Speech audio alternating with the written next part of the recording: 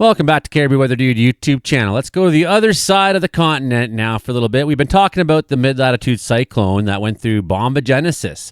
What that means is the center of this cyclone dropped 24 millibars of pressure roughly. Well, it may have dropped more than that, but at least 24 millibars of pressure, central low pressure, in a 24-hour period as it strengthened. So you can see as you look at this beast, the front section there where all the clouds are, where the cloud is condensing, that's the warm sector that's bringing all the moisture up. You can see the long tail reaching all the way down the Caribbean. Then you can see the dry sector slot, and the two of them are swirling together. And there was even a bit of an eye feature yesterday on this mid-lat cyclone.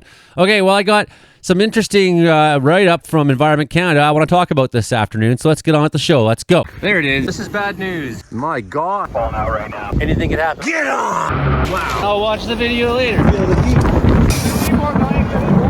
They try mopping this. Caribou Weather Dude YouTube channel. Hit like, share, subscribe, tell a friend. Joey only here in the chair. Become a channel member if you want. Join my Patreon. Leave a super donation.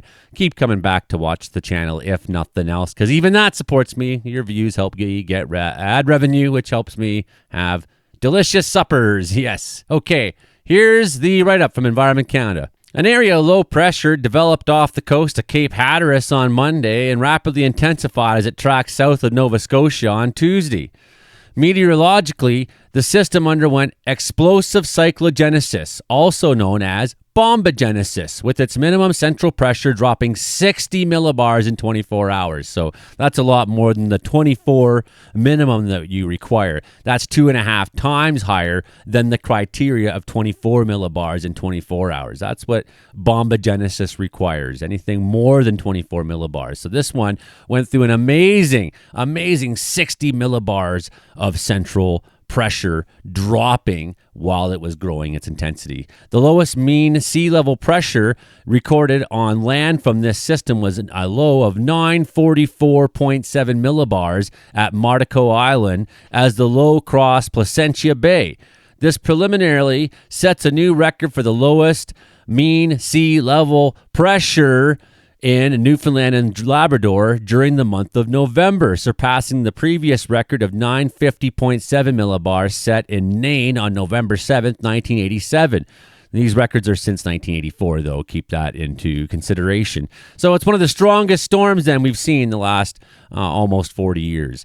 At St. John's International Airport, the lowest mean sea level pressure was measured at 950.5 millibars, which shatters the previous November record of 963.1 set in 2019.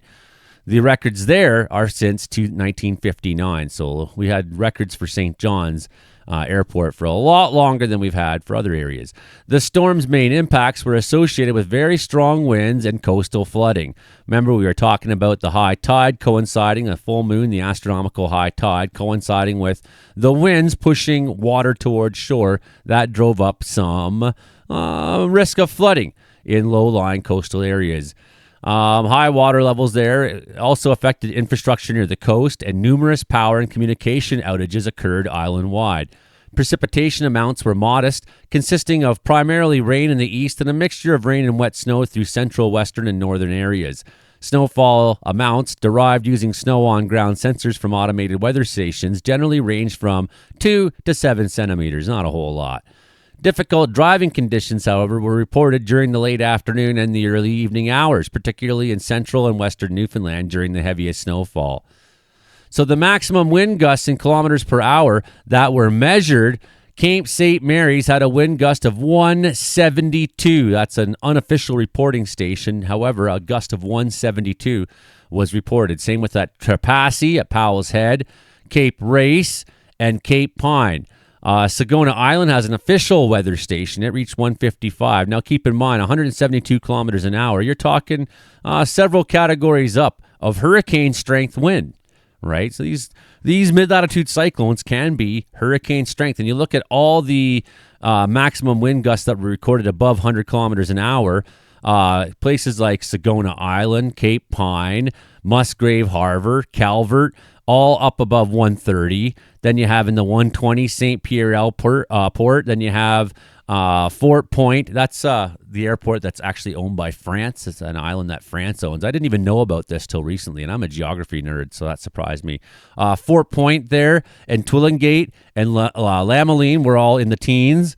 Bona Vista and Burgeo and St. Lawrence all above 110. St. John's International Airport, Kaplan Cove, Pools Island, St. John Robin Hood Bay, Blackhead, which is Conception Bay North, St. John's, the East White Hills, Martico Island, and Greats Cove all were with wind gusts above 100. But anything above 120, so that's like St. Pierre Airport and all those places that are above here on the list, they all experienced winds that were typical of,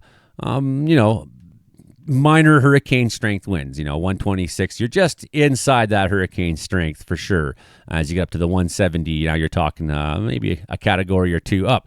Nonetheless, we don't measure mid-latitude cyclones the way we do hurricanes, but I think it's important to just kind of understand that these mid-latitude cyclones can be very powerful.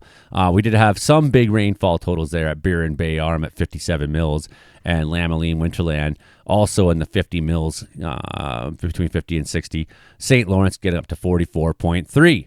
And just looking at power outages in Newfoundland, 69 people affected there. This one here seems to have 200 people affected and just a few people affected by this one. So there's a few power outages, 39 caused severe weather conditions. Just a few power outages still left. But the storm is mostly passed. They've done well to get caught up. However, as you can see, you can imagine yesterday there was probably a lot more than this. So when you see a powerful storm go by, it's nice to sort of stop and go, hey, that's quite the storm you had over there in Newfoundland. Okay, well, that's what I got for this afternoon. Hit like, share, subscribe. We'll see you again on the channel, friends. Bye until next time.